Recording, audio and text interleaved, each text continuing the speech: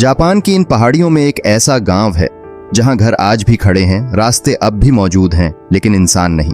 ये कोई युद्ध से तबाह हुआ इलाका नहीं है, न ही किसी भयानक प्राकृतिक आपदा का निशान यहां दिखता है। फिर भी इस जगह पर जिंदगी जैसे अचानक रुक गई हो।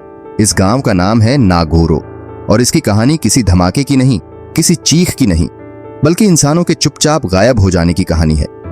एक समय था जब इसी गांव में बच्चों की हंसी गूंजती थी। सुबह स्कूल जाने की जल्दी होती थी। खेतों में काम करते लोगों की आवाजें सुनाई देती थीं।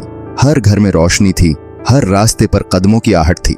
लेकिन फिर एक दौर आया जब लोग एक एक करके बिना शोर किए इस गांव को छोड़ने लगे।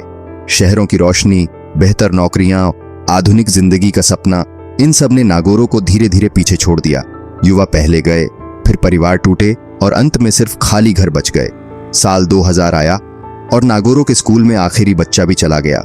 उस दिन के बाद उस स्कूल की घंटी फिर कभी नहीं बजी। इसके बाद इस गांव में शुरू हुआ एक ऐसा बदलाव जिसने नागोरो को दुनिया के सबसे अजीब गांवों में बदल दिया। कुछ समय बाद खेतों में लोग फिर दिखने लगे, रास्तों पर इंसान खड़े नजर आने लगे, बस स्टॉप पर बुजुर्ग बैठे दिखे, स्कूल की बेंच पर बच्चे झुके हुए दिखाई दिए। लेकिन एक बात अजीब थी, वे चलते नहीं थे, वे बोलते नहीं थे, वे जिंदा नहीं थे। ये सब असल में नकली थे, मानव आकृतियां।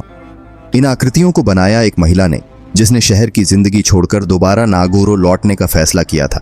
जब उससे पूछा गया कि उसने ऐसा क्यों किया तो उसका जवाब सीधा था, जब असली लोग चले गए तो मैंने उनकी यादों को यहीं रोक लिया। आज नागोरो में इंसानों से ज्यादा उनकी परछाइयां रहती हैं। हर मोड़ पर एक चेहरा, हर गली में कोई ना कोई आकृति। रात के समय जब हवा चलती है तो इन आकृतियों के कपड़े हिलते हैं, परछाइयां जमीन पर सरकती हैं और एक पल के लिए दिमाग सच और झूठ में फर्क नहीं कर पाता। सरकारी रिकॉर्ड बताते हैं यहां कोई अपराध नहीं हुआ, कोई जबरदस्ती नहीं थी, कोई रहस्यमय घटना दर्ज नहीं है। लेकिन सवाल अब भी जिंदा है, अगर सब लोग अपनी मर्जी से गए थे तो कोई वापस क्यों नहीं आया? नागोरो डरावना इसलिए नहीं है क्योंकि यहां भूत हैं।